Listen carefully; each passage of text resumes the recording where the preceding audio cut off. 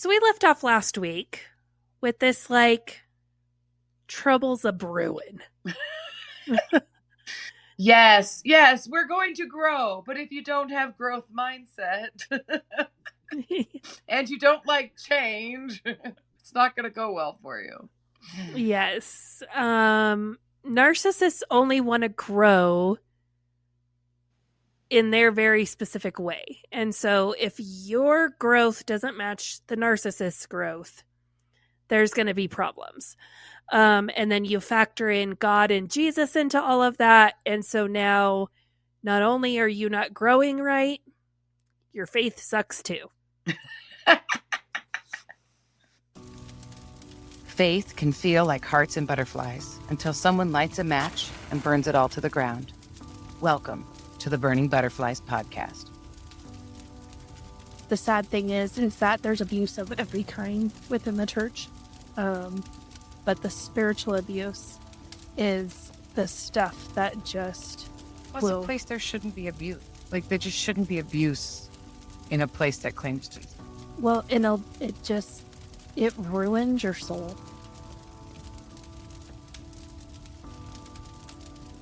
If you're new here, we suggest listening to our prologue episode first.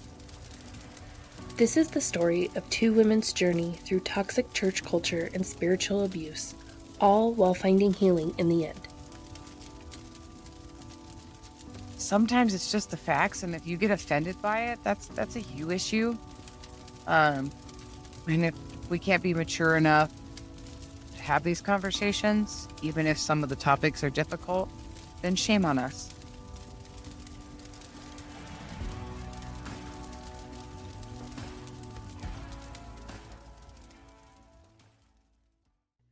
So we've entered kind of like the springtime of 2018. Honestly, all of us, we should be living our best lives.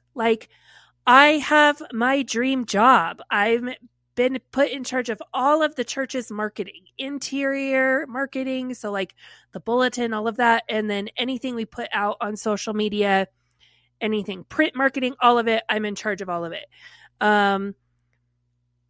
I'm leading family ministry. My best friend is leading children's ministry. We're doing all of this stuff together and it's amazing. Melissa, you're working, you have fulfillment, you're on the worship team, and Froggy's home. Praise Jesus, Froggy is home. And so this should be amazing. We've set ourselves up. The church just built on this new addition in preparation for all of these people God is going to bring. And this is the season of growth and new beginnings and restoration. And that's not what it is. And no. Womp, womp, womp. Womp, womp, womp. So this Easter, I decide to be petty as hell. And because the family ministry is now a thing, the woman who had always led the Easter egg hunt, doesn't want to be a part of it because it falls under family ministry and she doesn't want to work with me or Brandy. This is the lady who called me and Brandy little bitches. Yeah. So she doesn't want to work with us. And she really is not a fan of Young Gun. And so she basically is like, fine, do whatever you want for Easter. So I am petty. And so we don't have the Easter bunny. We have Jesus. So you can go anywhere and take a picture with the Easter bunny. We have Jesus. We set up because the Christmas we did the road. Just stop. Just stop. Stop. I didn't know that. I know a lot of people are like, Melissa, did you even go to church there? I did. But are you seriously? You brought Jesus? Yeah, we had Jesus. F the bunny. We have the man himself. How did I miss the fact that we had Jesus? Oh my gosh. Okay. Thank you. Thank you for, I was just hope everybody laughed along with me. Yes, you heard it here. She said it. Yeah. No, so we can't have Santa. We can't have the bunny. So we're having Jesus. Go ahead. So we did like the Road to Bethlehem thing for the kids, right? The Christmas thing where they went around. Yeah. Right. And so we did that. And then there is a companion to that that goes with Easter. And I think it was called like Road to Resurrection. Okay. Or Resurrection Road or something like that. But it's the same thing. Like you have stations. And so each station was like a different day of Holy Week. Okay. So you walk through Holy Week. And so when you went to each of these places, you had stuff that you could take and put in your little gift bag, right? We still did an Easter egg hunt, but then while you were waiting for your age group to be called to do the egg hunt, then you could go through this Road to Resurrection and you go to all these places. And then there was like these stations, and at each station you filled in like a thing, like there was like a clue you had to find. Yeah. And if you found all the clues, then you got a big prize, right? Okay. You got like a stuffed animal or something like that at the end. And so we had like, we had people dressed up. So Twyla and Lori from The Office dressed up like disciples, and they were like the disciples in the garden, and they were like talking about when Jesus was arrested in the garden. And then you could take a little seed and plant a seed, and you took home a little seed to grow a flower. And like we had all of these things. We had disciples like talking about like, and then we showed up, and like the tomb was just empty. It was just empty. Yeah. Right. And we used all these like historical biblical costumes and everything that this lady made. And like, I mean, it was really cool. But yeah, that was my big, like, screw you guys. You told me the bunny stayed outside. I took a picture the year before of the bunny in the sanctuary. We're not having a bunny. And I put Jesus in the sanctuary. So y'all can suck it. And I was a prideful bitch and was like, look at me being the superior Christian and doing things the way they're supposed to do.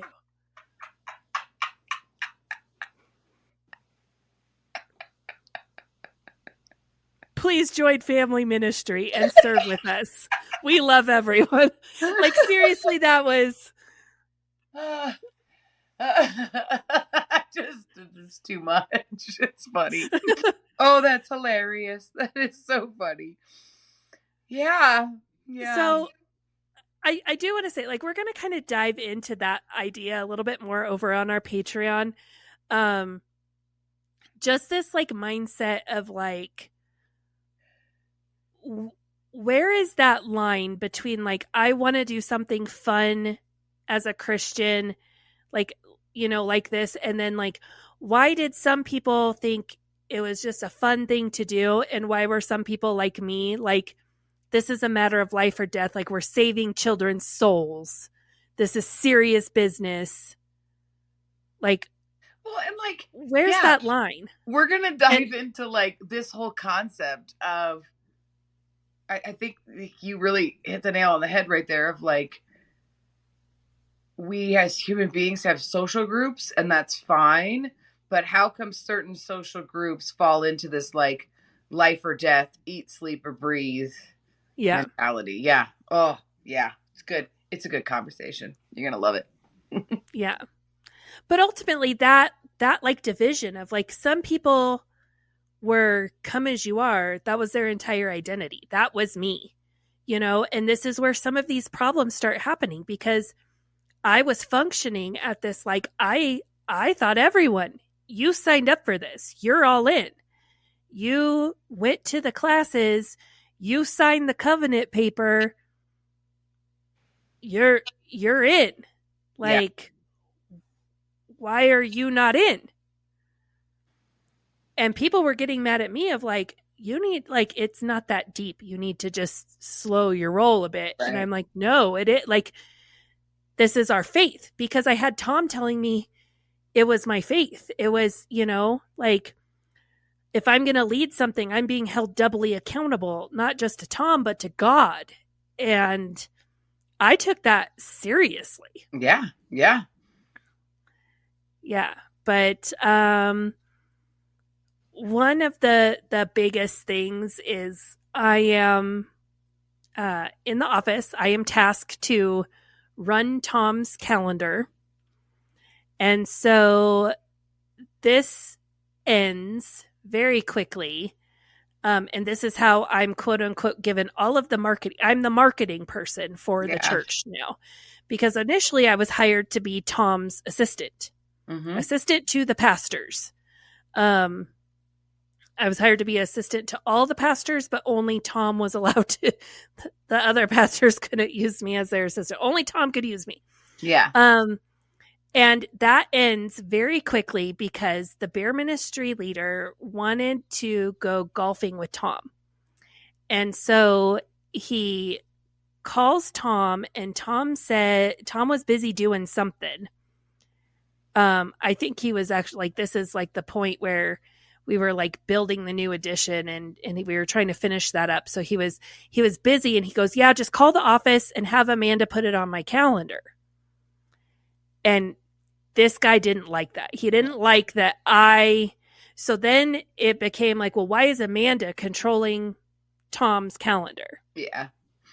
And then he said something to someone, then someone else was like, oh yeah, well, Amanda got to pick the paint colors in the new, and Amanda, so then it became like Amanda is railroading Tom by working in the office. Yeah. And so this isn't going, like, Amanda is just too bossy. We've already established Amanda is bossy. And so now Amanda is bossing Tom around and telling Tom what to do. Yeah. And we can't have that. Right. Because I'm managing his calendar when he's really the boss. Okay. And then and it was towards like the end of the week that happened. And so then like the next Monday I show up in the office and I get yelled at for putting things on Tom's calendar. Tom yells at me for putting things on his calendar. And I was like, I'm sorry. I thought that's like what you wanted me to do. And he's like, nope, you can't touch my calendar anymore. And so I think you just need to focus on doing all of the church marketing stuff. And How I'm like, funny. okay. Do you think like he was like threatened? Like, let's just break that down for a second. Like, you're the big boss man, right? Like, and these manly men have secretaries, and the secretaries run their calendar. Like, this is how like big business works. Like, this is not an unusual concept to have this happening, right? And or even in a church, like to have this happening. Like, somebody needs to be managing the administrative stuff.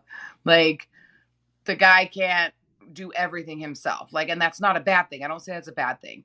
But like, to have this man's man who I think, because if you look at the people that Tom would like put into certain places, I feel like there were levels of jealousy of like, I want to be that guy.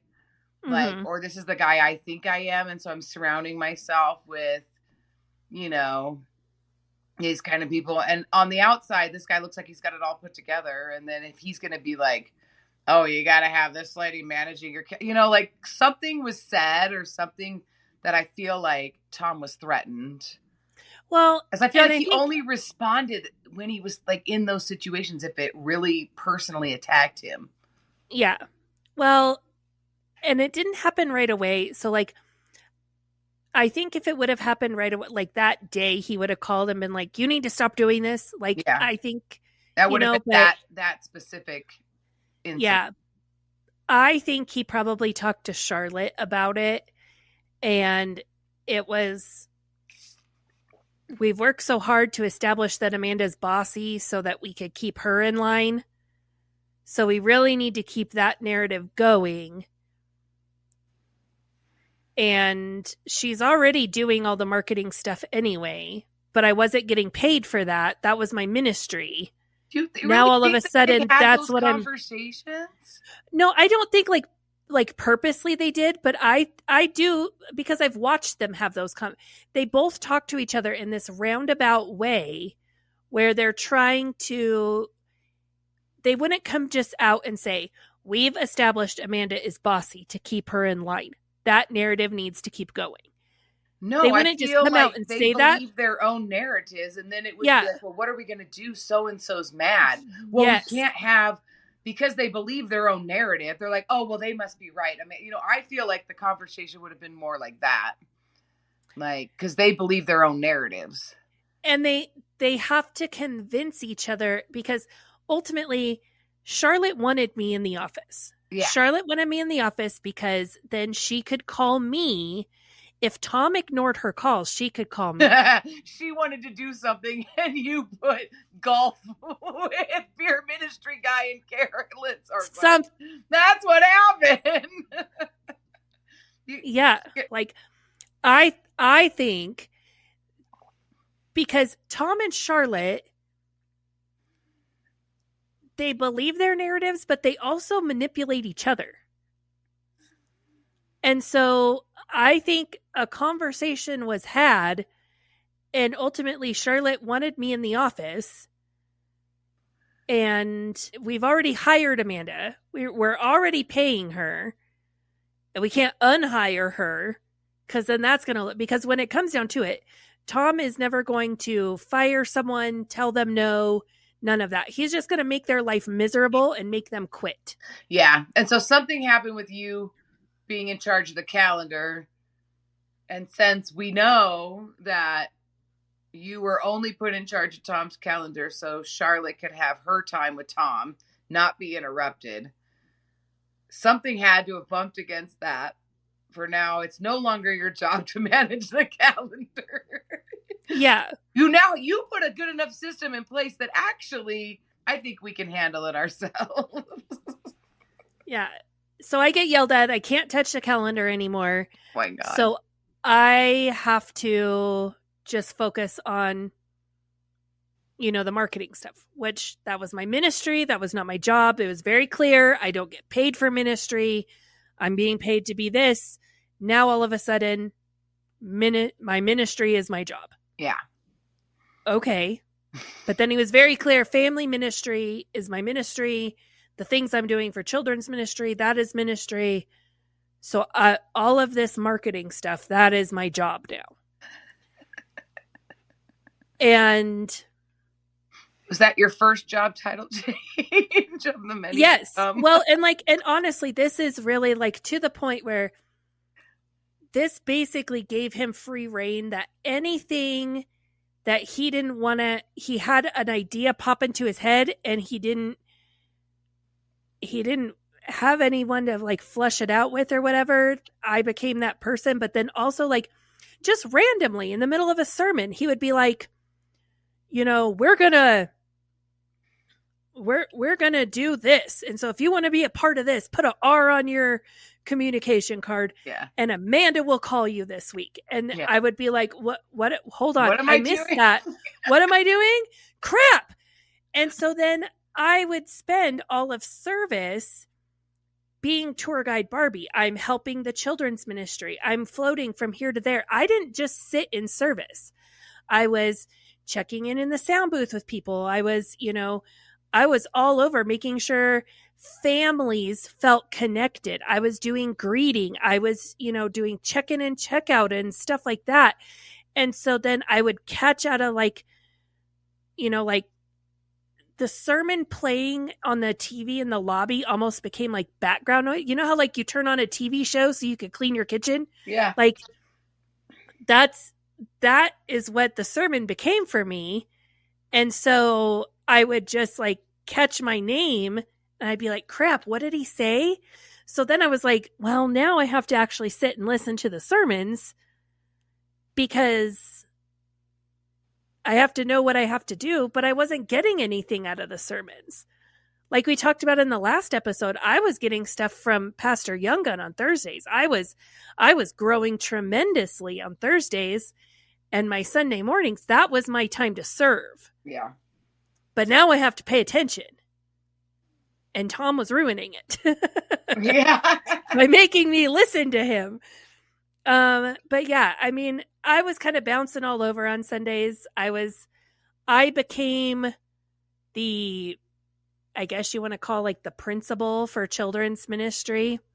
So there was an issue with the daughter of the beer ministry couple and and like one of her friends figured out that your daughter, they're all the same age, so they're in the same room.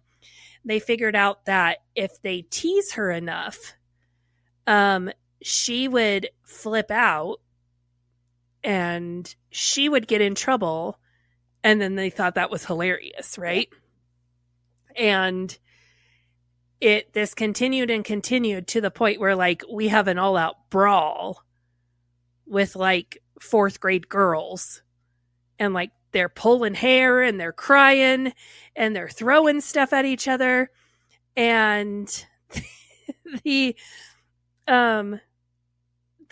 teacher of that class, we call him Bill Nye the color guy, because like all this guy wants to do is teach kids the gospel, and he uses like the colors, like, you know, the bracelets from like the 90s, like, you know, red is for the blood of Jesus and white washes it clean and black is our sin, and like they had these like beaded bracelets that they would hand out, right? Like that's his jam, and he uses that over and over again. He had rocks painted, and I mean like not like little rocks that fit in your hand. I'm talking about like freaking boulders painted these colors that like we couldn't get rid of. Like they had to stay in this closet because he would just randomly be like, let me go get my rocks. And so Bill Nye the color guy, he's kind of nerdy and everything, but like he's super excited and he's a really nice guy, right? And like he just wants the kids to love Jesus.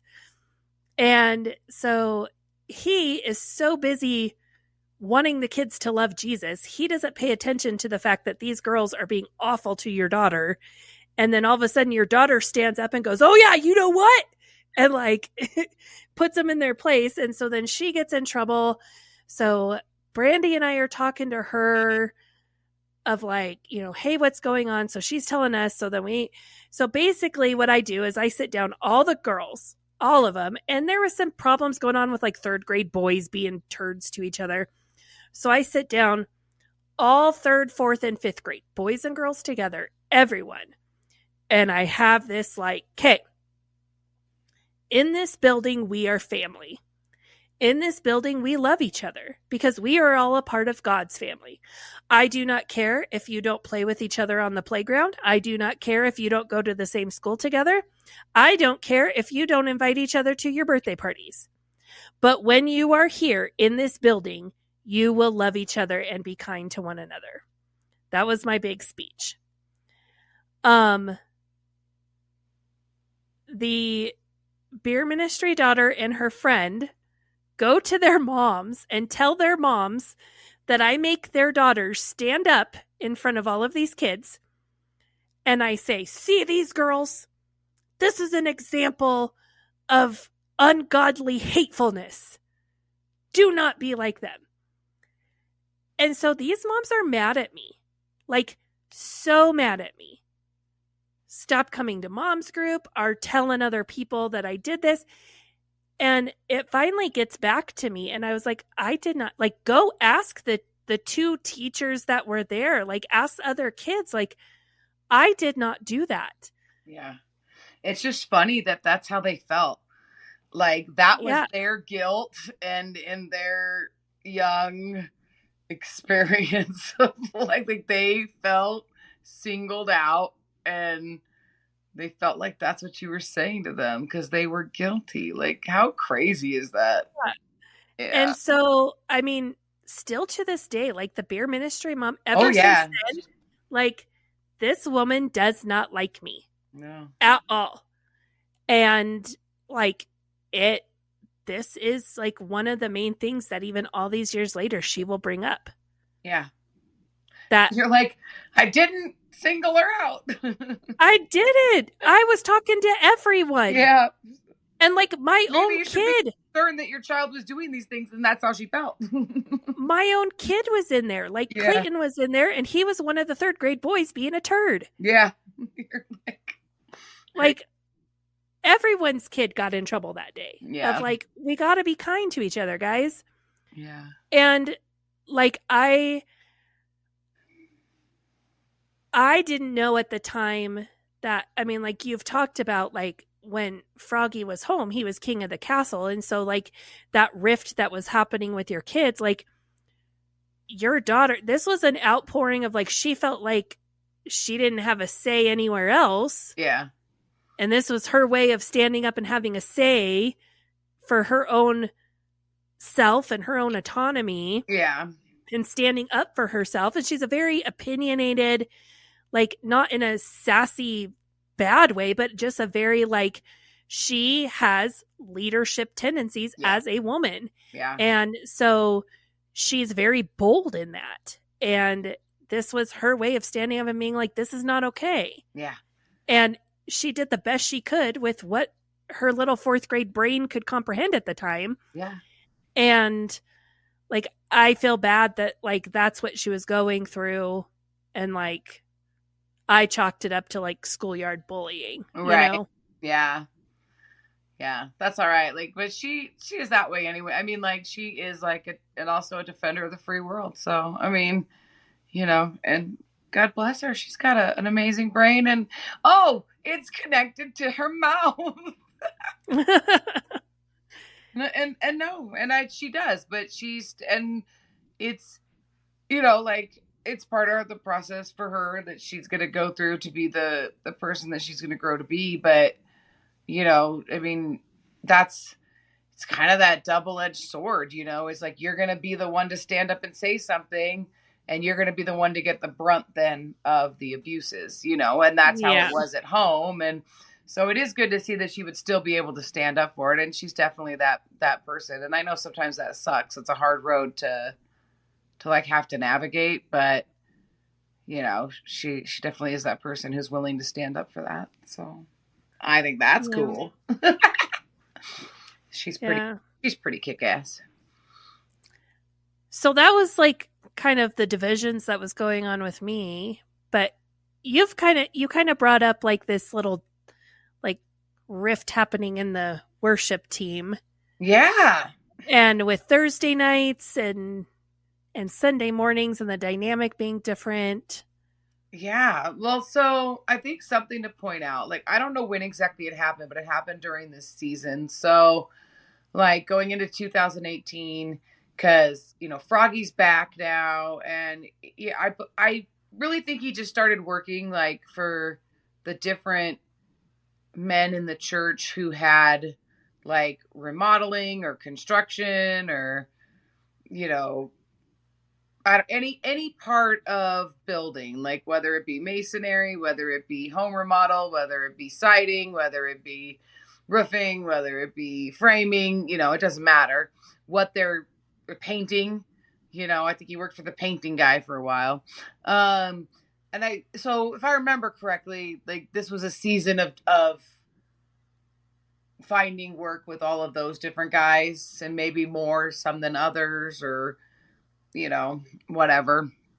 But he also like needed to, so he couldn't have Facebook because he uses Facebook to do all his, is the word nefarious? I like that word, nefarious. All of his nefarious lifestyle. But he likes to play games on his phone. And like he spends 90% of his life staring at a phone, playing games, or staring at a TV, watching TV shows and movies. That is 90% of that man's life is spent looking at a screen. And a lot of the games, they connect to Facebook, and you have to have a Facebook profile to be able to play games. And I'm not big on social media. And so this is the time, now that he's back, we start having these like just us days, because it's determined that, you know, now that we don't work together every day, and life is busy, and I'm working 50 plus hours a week, and I'm on the worship team. And so when I'm home, I'm focused on that. And, there's no time for Froggy. So we have to have dedicated Froggy time. So we create a day a week where we have us time. And then I let him sign in using my Facebook to play his games. Well, it's causing a bit of a problem because now he's being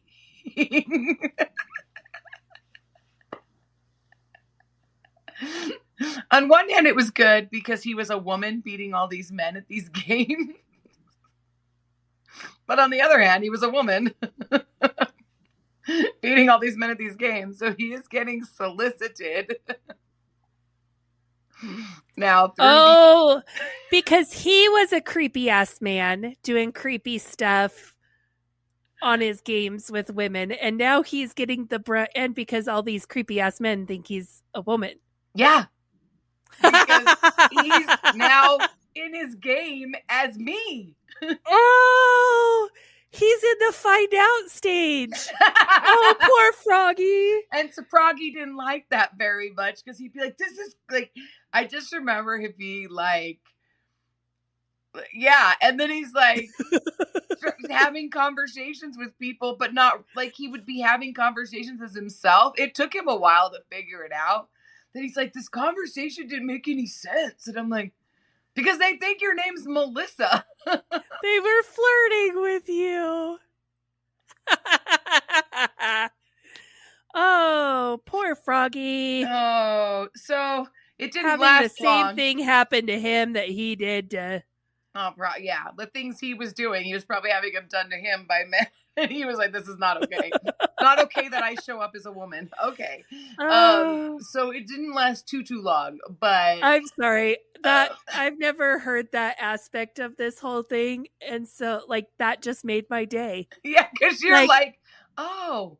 Yeah, like I remember when you changed your name, but I didn't realize that he played under your name for a while. Well, no, like I knew he played under your name and stuff. Or the consequences of that. But I didn't, like, that never clicked for me. So yeah. That's my new favorite thing. Okay, yeah. Continue. So while Froggy is finding out, so that's not okay. So we come up with, a way for it to still be my Facebook that I don't really use. So I just really quit using my Facebook and donate it to the cause. And so we put our names together and we become Melgy, right? So it's my Mel to his GGY, right? So we're Melgy. Yeah. And so this becomes a big thing. Like we have Tuesdays with Melgy. And this is our couple identity. And this becomes, how do you save your marriage? Get a couple name. Because you are what? Like because it worked for Jennifer Aniston and Brad Pitt. And And so we are now promoting this as this is the best thing ever. You have to become... we have to have, and if your name doesn't work, I guess your marriage is going to fail. I don't know what to become one.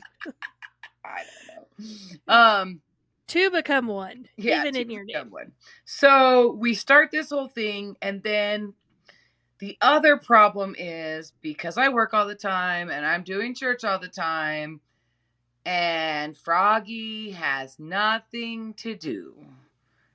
And he needs to be on the worship team too, because he can play instruments and he has talent and skills. So at some point in this season, he joins the worship team, and we'll go into later why I feel like there's some stuff that's really messed up with that, but which would track, because I mean, like if you're having Tuesdays with Melgy and then you have to stop at a certain time and go to worship practice. Now Froggy is sad. Yeah. And he didn't join like the main worship team at the very beginning. He participated with children's worship, because if you'll remember, he did his flyby sermons. Like we would have like for a while, the way he participated in was being like the the pastor of children's in his mind. In his mind, he was the children's worship pastor. Like not the pastor of the children's worship, but he would have been. We were having a children's service. There was worship, and we needed a pastor, and that was going to be Froggy. And he was going to stand up and we were going to do 2 songs. And it was kids' church. It was just church for kids. Like it mirrored exactly, because these kids would be going into the sanctuary one day. It mirrored exactly what they were doing in the big service. We mirrored in the small service, but instead of a big sermon, they went to class. But Froggy was the mini sermon before the class time. So now he's decided that he's a musician and he needs to play on the children's worship team. So he became a part of that. Oh my goodness gracious. So the other thing that started happening with the worship team in whole at this time was we named her Melissa Etheridge. Yes. Because that was her vibe. Like this has nothing to do with like personal choice of anything whatsoever. Just if you look up a picture of Melissa Etheridge, this was this woman. Like you just see her and you're like, yes, I met her. Like the rocker, the woman. I don't even know what era Melissa Etheridge was. 80s, late 80s, early 90s. 90s, yeah. Yeah, the early 90s, woman in rock, like that vibe, that style, that is what this woman encompassed as a musician. She was talented. And she gravitated to the church out of very strict denomination. And she had a real rough upbringing with the church. So she wasn't churched. And she had some hard feelings with the stricter religions and the stricter churches. And she gravitated back to the church because of movements like Hillsong and Bethel and the real like long feely music and lots of time for your own personal worship and introspective, and a lot of the repeating over and over again so that we can get into a state of worship. And these big popular on the radio, like you'd hear the songs on the radio, and that's what drew her back into the church. So she was definitely into that. And it wasn't just her. Like there's a whole, you go to church on Sunday and you can hear songs that you hear on the radio.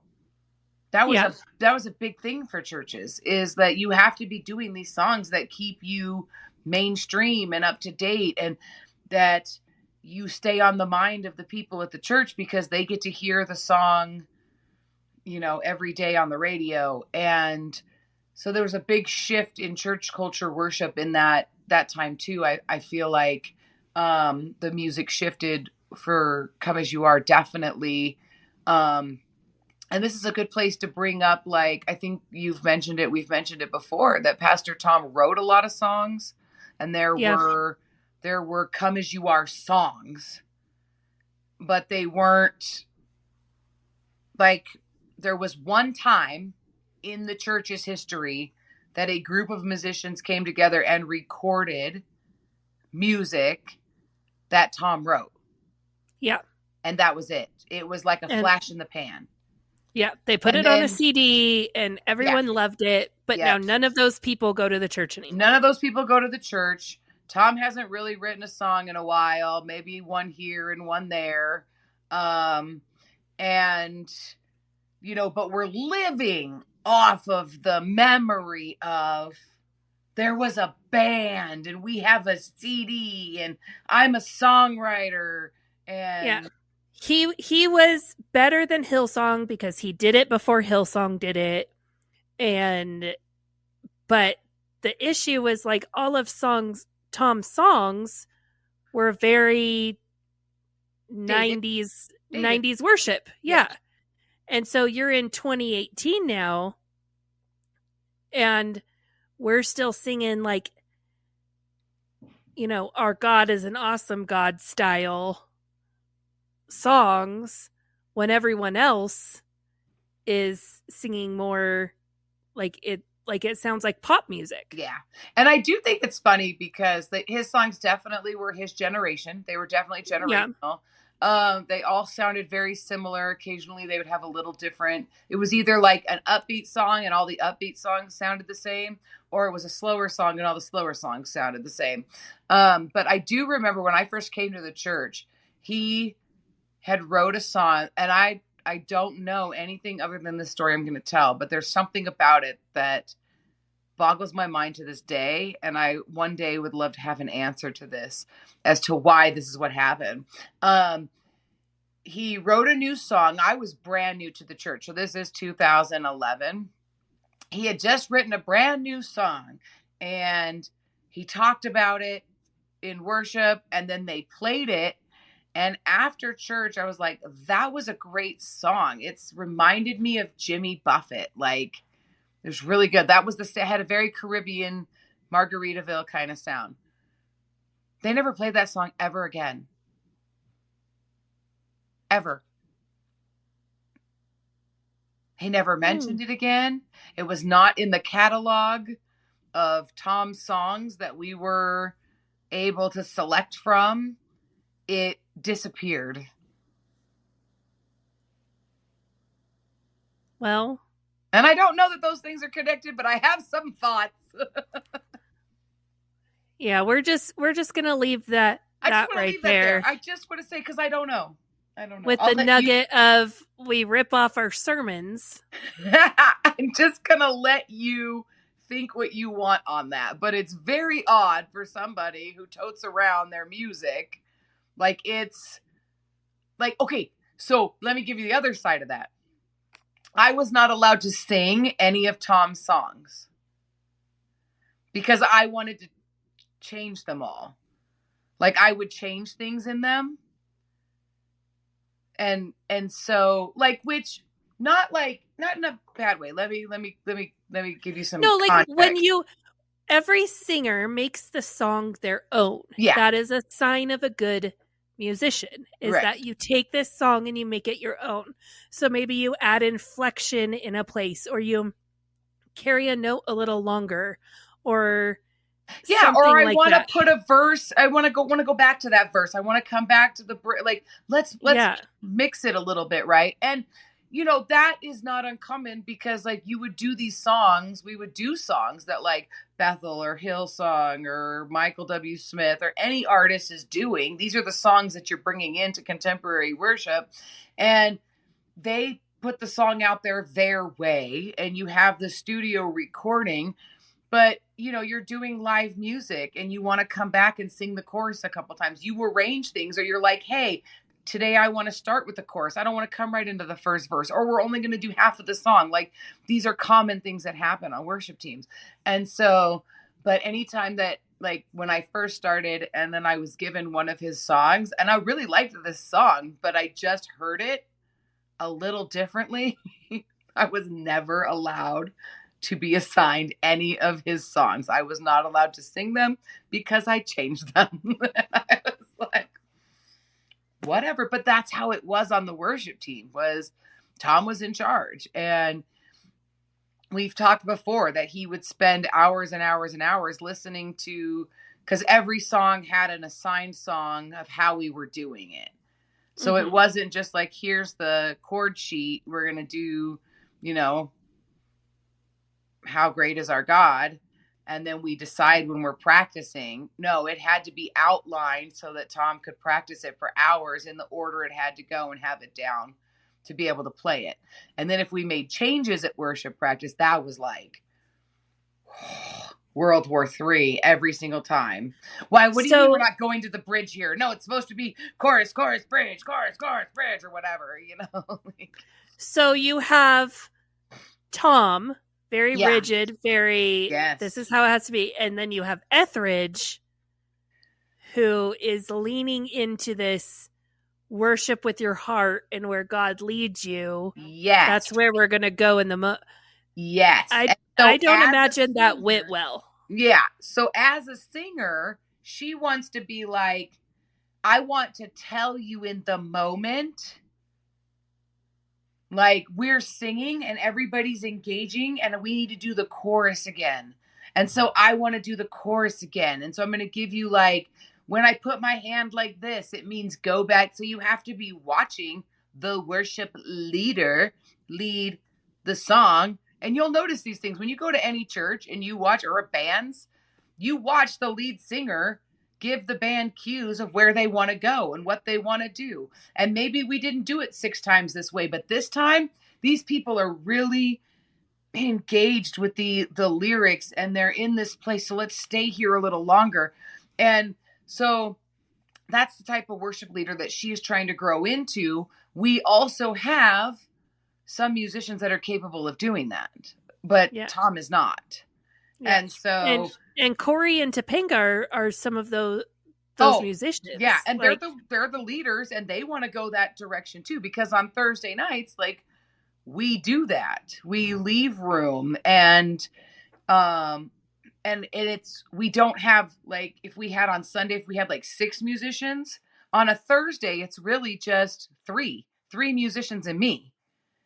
And so 3 musicians and me can do that. You know, the less people, the less trouble it is to move around or change things. And you start playing music with people so much that they know, like, I think it's funny because Corey of the Corey and Topanga sometimes would be like, he goes, I know when you move like this, where you're going to, like, what you're doing. Like, I could just stand a different way. And he's like, okay, we're going back into the chorus, or nope, she thinks. And it would be more that this is just how I thought this, or this is what I wanted to do. Like it had nothing to do with like, sometimes it wouldn't even be intentional, but he'd be like, I know where you think we are in the song by how you stand, because you move your body for every different part of the song. And I'm like, I do actually. I even stand different for different tempos. Like my feet go different. So I don't know. It's weird. I learned that about myself through him pointing it out. But he's like, oh yeah, I know when you're getting ready to do this and how you move. And so, you know, he was able to keep up with me, whatever. So we started doing this on Thursdays and I think people liked it. I think they gravitated towards it, you know, but I think first and foremost, the sermons and I won't even say, I even hate to say sermons, but Pastor Young Gun's teachings were so good. They were so good that we practically filled the sanctuary for the book of Leviticus. Like, yes, who teaches on Leviticus and fills the room? Pastor Young Gun. Yeah. And it was great. And so, and I did not keep many notes. Yeah. From my time at Come As You Are. I did a huge like purge and like I burned a lot of stuff in my fire pit and everything. Yeah. But that is one of the very few things I kept notes on was he did, and it was from his sermon in Leviticus and matching up like the Old Testament, like how they got their forgiveness from the Lord with what happened with Jesus on Holy Week. And it was just like beautiful. Yeah. Yeah. So you have all that going on. And then we have another gentleman start coming to our church. And he's a musician and he's a songwriter. And so this little battle starts to ensue between the music that the people want, which is the Hillsong, the Bethel, the stuff on the radio, right? And it's all, to Tom, it's a church that writes their own music. And it has encapsulated the world. Well, Tom is a church and Tom has written his own music. And so we just need our own music. We are Hillsong. We are Bethel. We have our own music. And we are better because they sing songs about like, God, where are you? And I'm going to trust that you're there, even though I don't feel you, even though that is how people really feel. Yeah. But we can't sing that because why would we Why would we praise God by singing, God, where are you? Yeah. Have you noticed, and this is just a thought right this moment, so you're getting this live. You're getting this live. This actually just popped in my head. That the majority of the songs are about obedience. Duh. Right? No, I just had the thought. I'm sorry. I'm like, Yeah. wait a minute. It's all this responsive saying yes to God. I'm like, oh my gosh. What the heck? But anyway, so subliminal messaging. Yeah. So you have that going on. Like this whole dynamic of there's now this conflict between the two pastors. There's conflict brewing about the music on the worship team. And then you have a musician and a songwriter who thinks that Tom's songs are cool, but they could use a revamping. So it's not like a blatant, like, hey, I'm going to rewrite all of your songs. Let's bring them into the new age. But there's like, that's good, but we could like, this musician who can see how the music works and is like, we could kind of bring that lyrical into a more modern day music. And I'm not saying this all happened right in this moment on our timeline, but this is like in this season, these are all the things that are going to start to happen. So then it's very interesting how Froggy is all of a sudden this amazing bass player who can now play on Sundays. And I never really thought about it before, but when we dissected, there's this riff in the emotional state of the music and the worship team, and do we play, these Hillsong and Bethel songs, or do we play Pastor Tom songs? So honestly, to be honest with you, like there was a formula, like of how many songs you could play or how many weeks we could go, and then there would have to be a Pastor Tom song.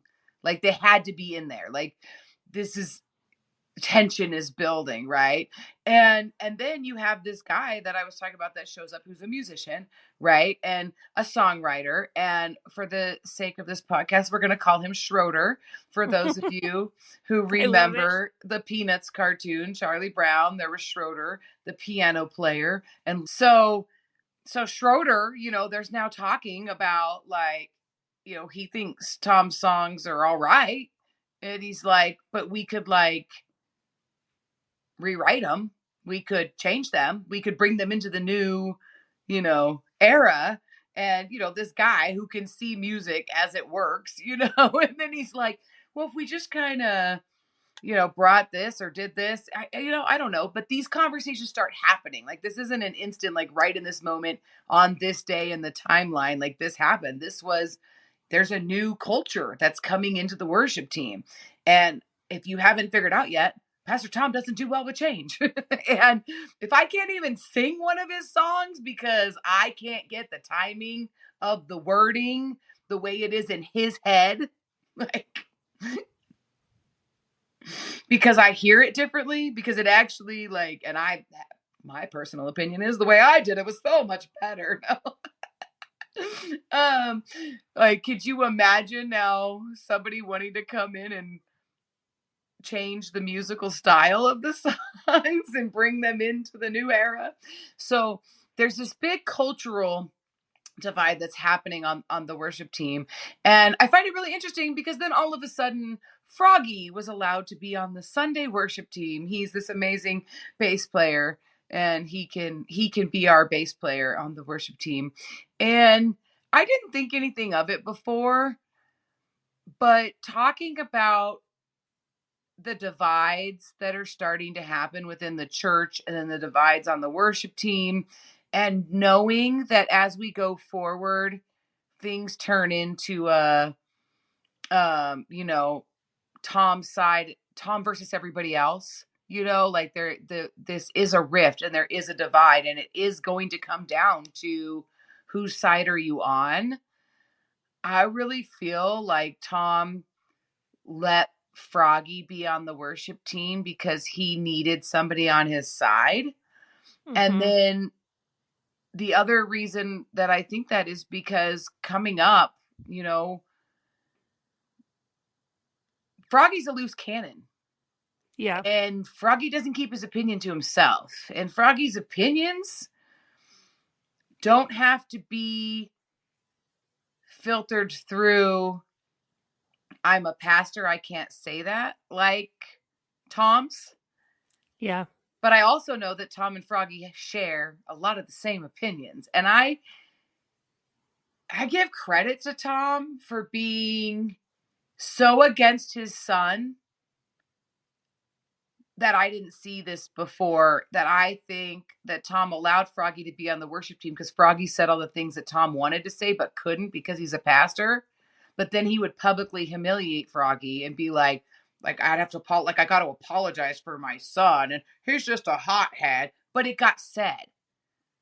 Yeah. And you let him keep saying, like, you won, like, okay, you have to let and everybody just believed it's because everybody felt sorry for Froggy, and Tom's got to let Froggy be on the worship team. We have to have a place for him. And Tom was really just using that to say all the things that he wanted to say but couldn't say. Crazy to me. Crazy to me. And that took me a lot of big lens looking to see that. Like, oh my gosh. Yeah. But how horrible is a dad? Like, you're just constantly throwing your son under the bus. Like, he's nothing more than a tool in your toolbox, a little pawn in your game. Like, are you even capable of,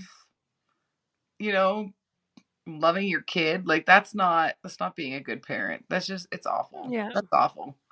I think it's awful. I'm not gonna lie though, it does make me feel a little bit better because, like, I mean, he did that to me. I watched him do it to other people, and so, like, that, to me, it's more like, okay, that's who he is at his core. He's not capable of treating people with respect or kindness or love because you can't even do it to your own kid. Yeah. Yeah. You don't even have it in you. And it's like, I guess I see what you're saying where you're like, that makes me feel better that even his own kid isn't exempt from the abuse. So yeah. Crazy. Burning Butterflies is a listener-supported podcast. Today's episode was brought to you by our amazing supporters on Patreon. Follow the link in our show notes to learn how you can become a Patreon supporter too. Supporters get exclusive access to bonus content each month, including outtakes, cut content, and supporter-only episodes. If you've enjoyed this episode, please leave us a rating on your listening platform. Burning Butterflies is a production of Asha Media. Thank you for listening.